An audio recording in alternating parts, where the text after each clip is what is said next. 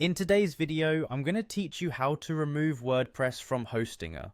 Whether you're looking to start fresh with a new site or simply want to reclaim some storage space, this guide will walk you through each step to effectively remove WordPress from your Hostinger account.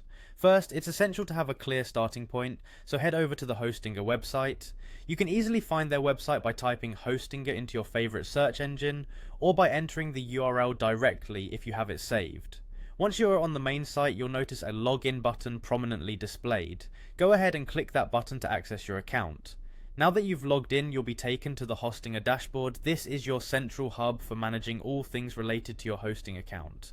Take a moment to familiarize yourself with the layout if you haven't already. You'll want to locate the hosting section on this dashboard. It's usually part of the main navigation menu. Click on this to proceed. Once you're in the hosting section, you'll see a list of all the domains and hosting packages associated with your account. Find the specific hosting package that contains the WordPress installation you wish to remove. Next to the relevant package, there should be a Manage button. Clicking this will take you to a more detailed management page for the selected hosting package. Moving forward, you'll be focused on the databases, as WordPress relies on its database for storing and retrieving most of its data. On the management page, find the option labeled Databases. Clicking on Databases will reveal a list of the different databases associated with your account. Carefully locate the one used by your WordPress installation. It's crucial to ensure you are interacting with the correct database, as deleting the wrong one could impact other data you might still need.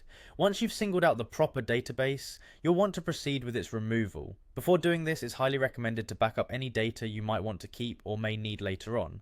Once you're confident everything is backed up, go ahead and delete the database. And there you have it, you've successfully removed WordPress from your Hostinger account. It's always a good practice to double check that everything you intended to remove has been deleted and that any remaining data you need is intact and safe. Removing WordPress from Hostinger might seem daunting at first, but by following these clear step-by-step instructions, you'll find the process is straightforward.